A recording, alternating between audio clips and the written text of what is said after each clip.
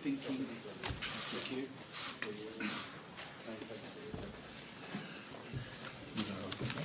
Okay, yeah, sure, thanks. All right, got everyone? All right, well, welcome everyone, and today is a very historic day. So, of course, following on from July when Brisbane, Queensland was awarded the 2032 Olympics. We've had the legislation through Parliament, and now it's full steam ahead. We have the board that has been formed, and today we're very honoured that it'll be meeting for the first time here in Brisbane, Queensland. I also want to make a special mention of the fact that John Coates, myself, Richard and the Lord Mayor were over in Tokyo for that historic feeling when Brisbane was announced as the winner for the 2032 Olympics. And of course we're absolutely delighted today to be joined with the President of the Brisbane Organising Committee, Andrew Liveris. And how exciting is it to have Andrew as the President?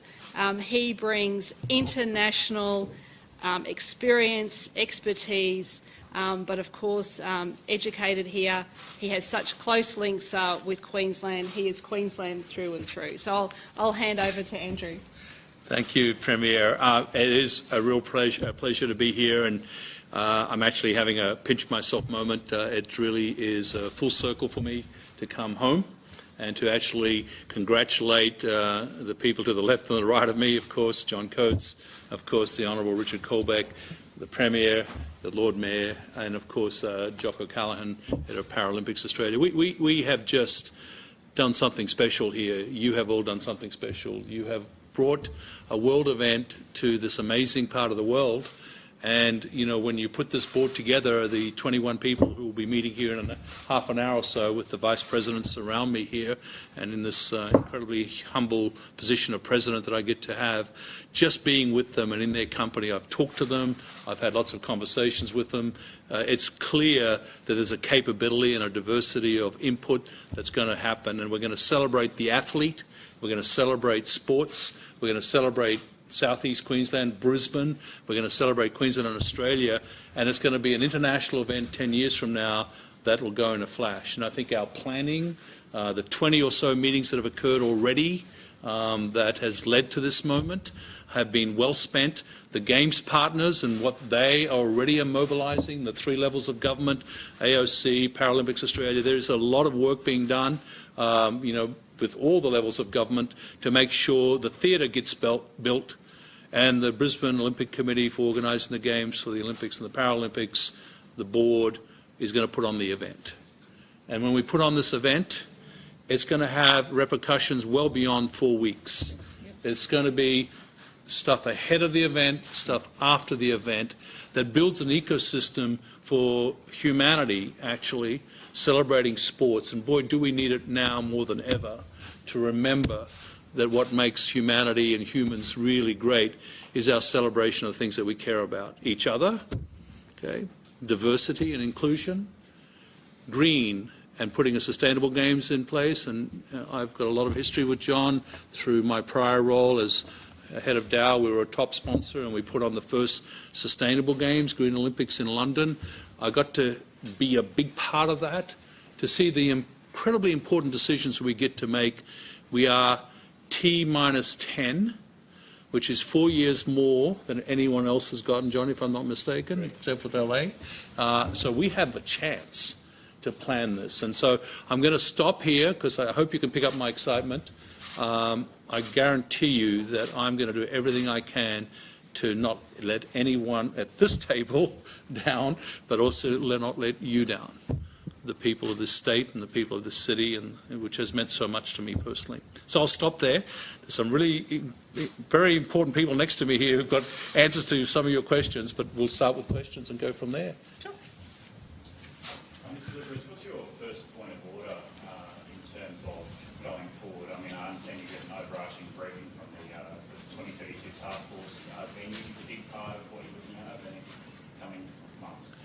There's a term I've learnt when I get asked questions like that in all my prior lives is all of the above. There's a lot to be done here, and there's a lot of work streams like venues. But of course, that's not the OCOG's. Forgive me for using that acronym already, but John, it's well used around the world. The OCOG, which is going to meet here in half an hour, we obviously have many work streams to unleash. It's very important to remember that the cost neutrality of this and no burden to taxpayers is a stake in the ground. Yep. And that means that we're going to have to work with the IOC and the AOC and PA to actually make sure that the budgetary side of this thing, early, we spend money on the things that need to be spent on to mobilise the critical things that need to be done at the planning end. I think about this next year or two as a lot of input to get the planning right for what is in fact 10 years away, right? So that of course means we've got to recruit a CEO, and that's very, very key, and that'll be on the topic here today. And there's a few other things that'll matter. I mean, obviously, there's a few big numbers out there, not the least of them being domestic sponsorship, and working very hard to match what, or actually exceed what the IOC has allocated to the plan. This is a very big number, and we're going to go to work on it. I hope to bring my international connectivity to that. I've got some experience with talking to corporations and, in fact, being part of it. So, but of course, I'll lean a lot on my board. Any hints on who might be thrown around as the chief executive? You know, something I learned is I try not to hear the noise that goes on when some names get thrown around. We're going to have a process that's going to be run professionally, and this is such a key appointment that we're going to do it from the board in the most appropriate way. And again, feel free if anyone else wants to add to anything I'm saying here. What will that process be? Is it going to be a recruit, like full-blown EOIs? Or? Yeah, absolutely, a professional recruitment process. I mean, we've got the Brisbane 2032 task force from the Department of Premier and Cabinet. And might I take just a second to say how great they are? I've been around this for 2 weeks, I think.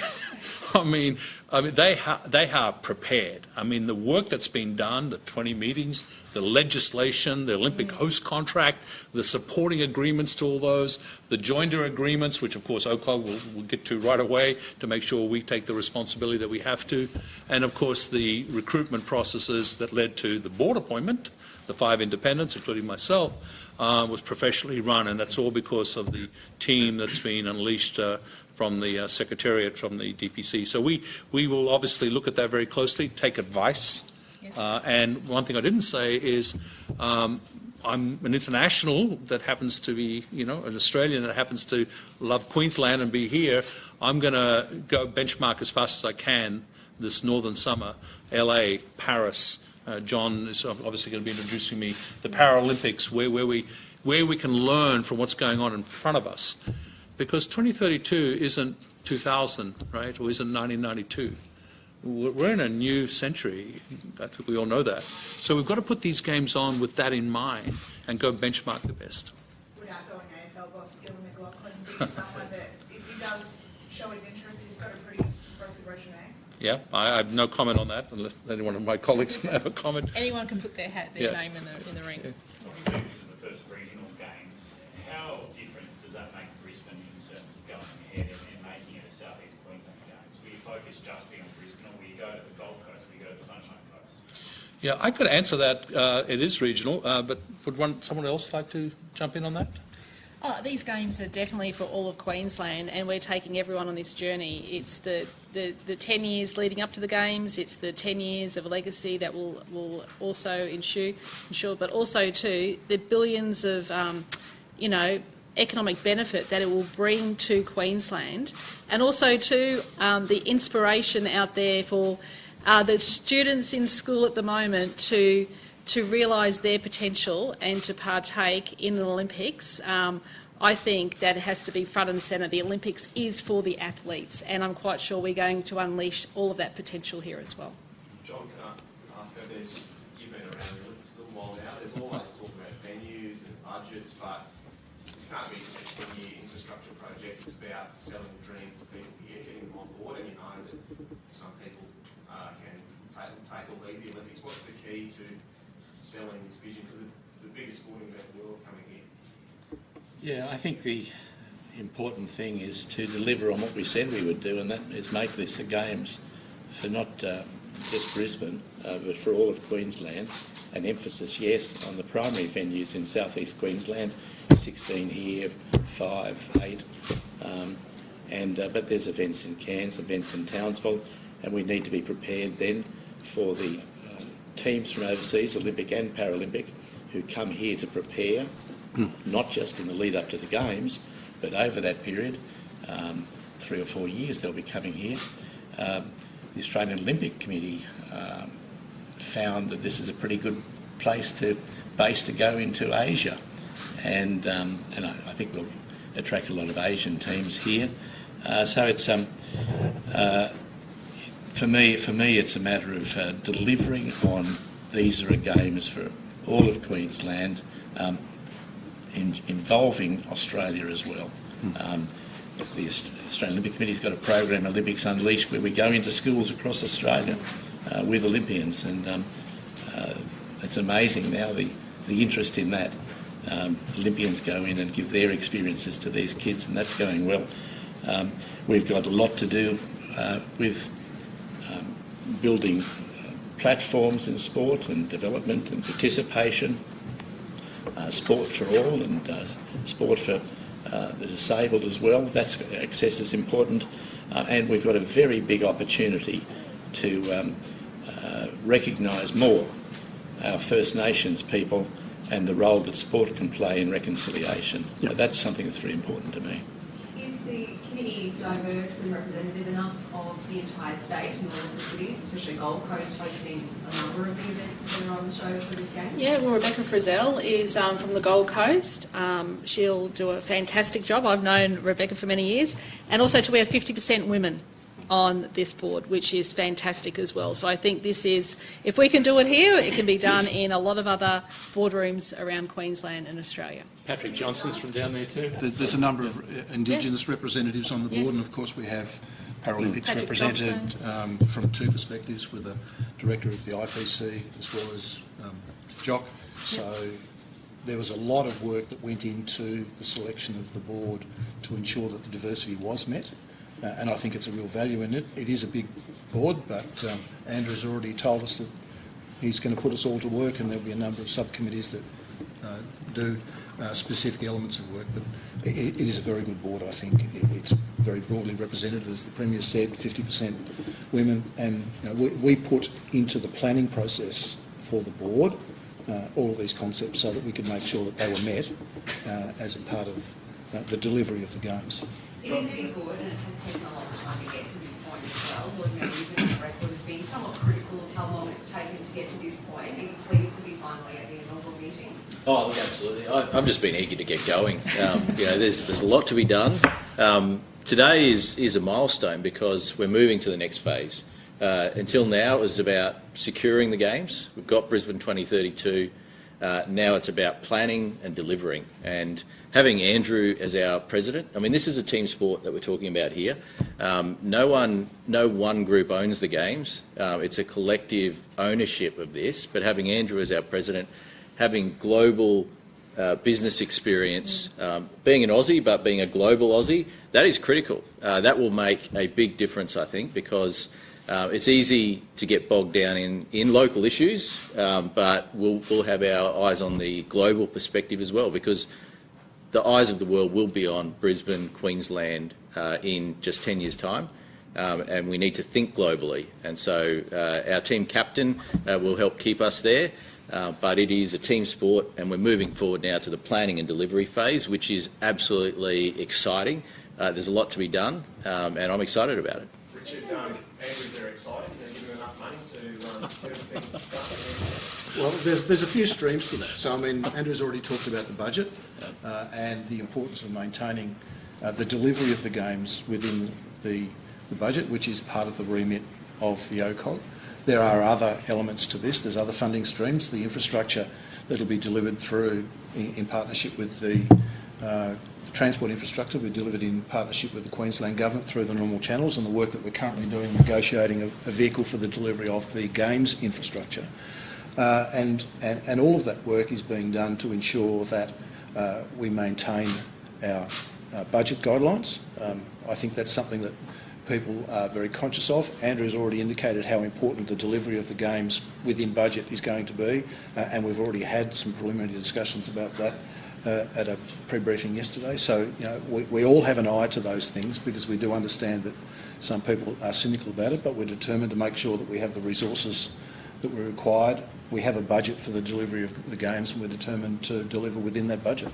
John spoke about the venues being utilised in the lead up to the games, Yep. training bases, etc. We know the Gabba's obviously the focal point of this games and the major kind of infrastructure spend, but how quickly are we going to move to try and get that kind of build underway? Obviously the Lions are going to be impacted. That's a fair way off. So can I just say, work there, planning of course will happen, but the Cross River Rail needs to be completed there first, so then we can dismantle the Gabba utilising that space once the infrastructure is built underneath for the metro and also for the Cross River Rail. So that needs to happen. It's all going to be done in a very timely way, but it will be ready ahead of schedule. So a lot of planning that needs to happen now, and the preliminary plans are very, very exciting. And if you think about it, you'll be able to walk from here over to the Gabba to one of the major venues of the Olympics. Just on that, I understand Yes. Brisbane Live is supposed to be going out to tender. Is that obviously will form a major part of the swimming as well, yes? Correct. So the plans there are for the swimming to be held at the future Brisbane Live venue, which will be a lasting legacy for this city, once again, all within walking distance of one another. How soon can we see that built as well? Or is that still a few years away? That's still a few- Doing your planning now? That's still a few years away. The issue of whether transgender women should be able to compete in elite female sport is something that sports around the world are grappling with. What are your thoughts on this, Ms. Lewis? Well, I mean, inclusion is inclusion on every level. We're in a different century than last century, and so we've got to pay respect to everybody's role and nationality. But politics and sports has been a mixture for a long time, so I'm going to ask John, and for that matter, Jock, to actually talk about it, because I don't think it's my role to make that sort of decision. The IOC established 10 fundamental principles and issued them on the 16th of November last year in respect of this, and basically that it shouldn't be disadvantaged if you're competing against someone who's transgender. You shouldn't be changing your body in order to compete in sport. It's fair play, all of those things. We at the end of the day decided that one size doesn't fit all, and so we have 3 sports at the moment where transgenders are welcome and don't have an advantage. So it's horse riding, archery and shooting.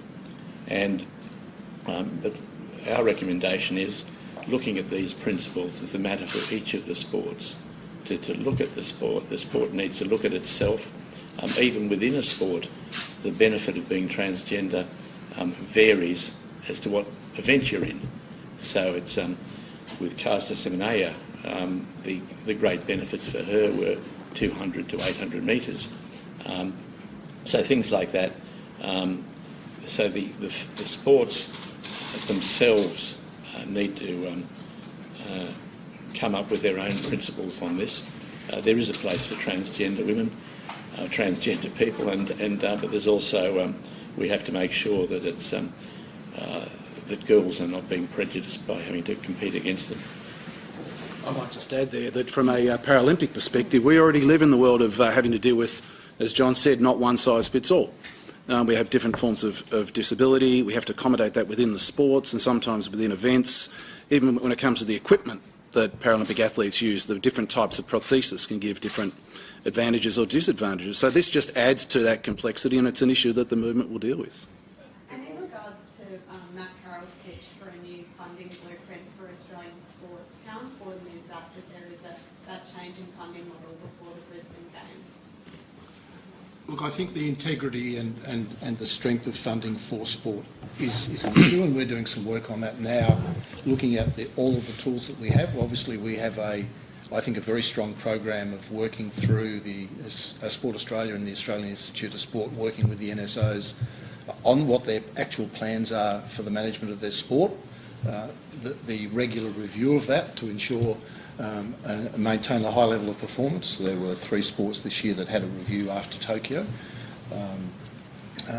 That's been finalised and their sport managed. But we also need to bring in other elements of funding too, because I don't think it's sustainable to expect taxpayers to be funding all of this. So what we're looking to do is to build a broader ecosystem using the traditional funding streams that comes from the taxpayer, but also bringing in funding through the Australian Sports Foundation, for example, where we can bring in philanthropic or business-based sponsorship to actually build the overall pool and support our athletes that way. And it's not just about elite athletes here, I must say. We invest obviously fairly significantly for elite athletes through our programs through the AIS, but we also invest in programs for sporting schools, for example. We're putting $40 million a year into sporting schools. We're putting this year $25 million into social inclusion and pathways. So there's a range of funding streams that we use so that anyone young aspiring now has a pathway to go, but we need to build those, I think, and so building a broader ecosystem is part of the work that we're doing. And of course we're having conversations with Matt and others in sport in relation to that. I mean, we've invested significantly additional funds towards Paralympic sport over the last couple of budgets, for example, to bring them up to a better level from a number of perspectives. So we continue to keep an eye on that, and of course for the first time we've funded the sports out past Paris so that they have a full cycle of funding. So there's some of the things that we've been talking to sport about, and we'll continue to have those conversations. For the last 2 years we've seen the impact of COVID on spectator sport numbers. Is Brisbane, in terms of preparing the infrastructure, in a unique position to make public health concerns paramount?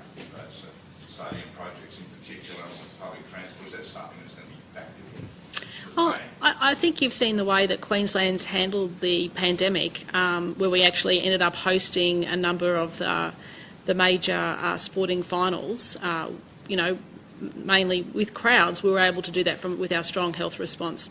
Who knows what's going to be presented to the world in 2032, but we are now living in a new normal, and I think people are embracing that new normal. So fingers crossed, everything will stay the same, and if not, get stronger as the years go on. Premier, just a quick question on another note. The public interest disclosures oversight report showed there were 1,552 reports made in relation to corrupt conduct in response to that.